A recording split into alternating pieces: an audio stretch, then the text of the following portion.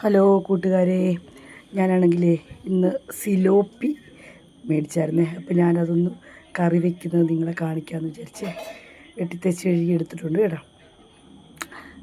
എണ്ണ ചൂടാകാൻ വെച്ചിട്ടുണ്ട്. കുറച്ച് എണ്ണയുള്ളൂ കേട്ടോ. നിങ്ങളോർക്ക് ഞാനിത് ഇച്ചിരി സൂം ചെയ്ത് കാണിച്ചേക്കണോണ്ടാണ് ഇച്ചിരി കുറേ എണ്ണയുള്ളതായിട്ട് തോന്നുന്നത്. ഇത് ഇച്ചിരി എണ്ണ ഒഴിച്ചിട്ടുള്ളൂ കേട്ടോ. എണ്ണ നന്നായിട്ട് തിളച്ച് വന്നിട്ടുണ്ട്. ഞാൻ ഇച്ചിരി ഉലുവ ഇട്ട് കൊടുക്കാം കേട്ടോ. ഇച്ചിരി ഉലുവ ഇട്ടിട്ടുണ്ടേ. ഉലുവ ഒന്ന് പൊട്ടട്ടെ.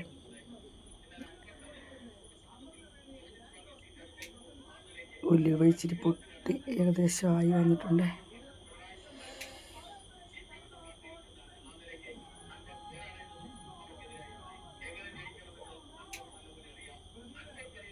പൊട്ടിയിട്ടുണ്ട്.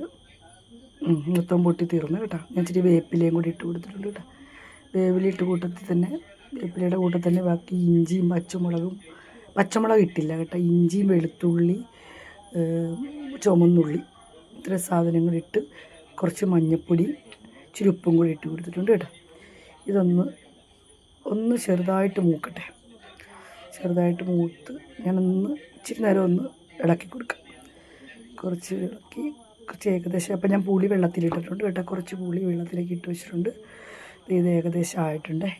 ഞാനത് സൈഡിലോട്ട് മാറ്റിക്കൊണ്ട് അതിനകത്ത് ആദ്യം ഇച്ചിരി മല്ലിപ്പൊടി ഇട്ട് കൊടുക്കാവേ. മല്ലിപ്പൊടി കുറച്ച് ഇച്ചിരി വലിയ മീനായതുകൊണ്ട് ഇച്ചിരി മല്ലിപ്പൊടി കൂടുതലിടുന്നുണ്ട്. മല്ലിപ്പൊടി ഇട്ടിട്ടുണ്ട്. അതൊന്ന് നന്നായിട്ട് മൂക്കട്ടെ. ഏകദേശം മൂത്ത് വരുമ്പോൾ മുളക് പൊടി ഇട്ട് കൊടുക്കുക.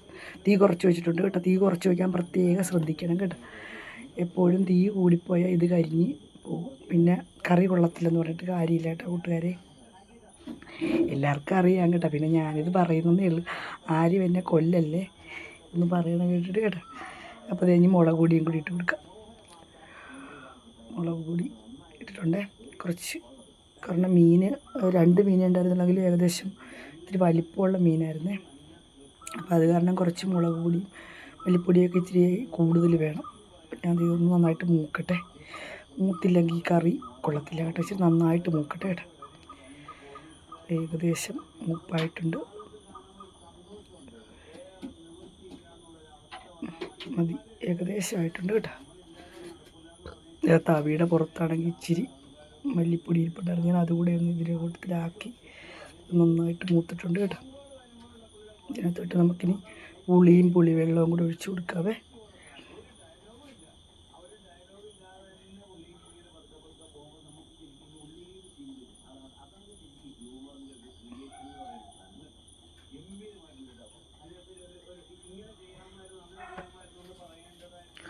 ഇത് പുളിവെള്ളവും കൂടെ ഞാൻ ഇട്ട് കൊടുത്തു കേട്ടോ.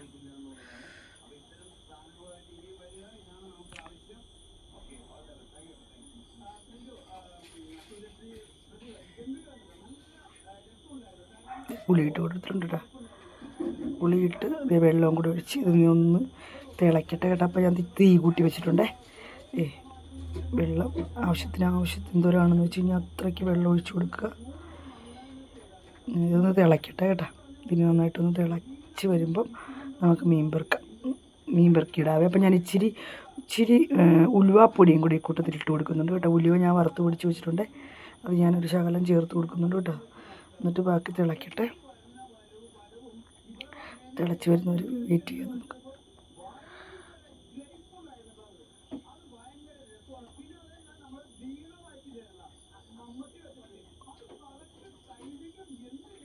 തിളച്ച് വന്നിട്ടുണ്ട്. ഏകദേശം നന്നായിട്ട് തിളച്ച് ആയിട്ടുണ്ട് കേട്ടോ. ഇനി നമുക്ക് മീൻ പെറുക്കിയിട്ട് കൊടുക്കാവേ. മീൻ ഞാനെല്ലാം പെറുക്കിയിട്ട് കൊടുത്തു. പെറുക്കി മൊത്തം ഇട്ട് കഴിഞ്ഞിട്ട് നമുക്ക് ചാറ് മതിയെന്ന് തോന്നുന്നു. ഏകദേശം ഇട്ട് കൊടുത്തിട്ടുണ്ടേ. ഇനി ഒന്ന് അടച്ചു വയ്ക്കും. നമുക്ക് വേകട്ടെ, തിളയ്ക്കട്ടെ. നന്നായിട്ട് അടച്ചു വെച്ച് കൊടുക്കാം. ഞാനിത് ഞങ്ങളുടെ ഒരു തുളയുള്ള അടപ്പുണ്ട് കേട്ടോ. അതാണ് വെച്ചിരിക്കുന്നത് കേട്ടോ. ഏകദേശം കറി തിളച്ച് ഞാൻ തീ കുറച്ച് വെച്ച് കൊടുത്തത്. ഇതാണ് കറക്റ്റ് പരുവം കേട്ടോ. ശരി കൂട്ടുകാരെ, വേറൊരു വീഡിയോ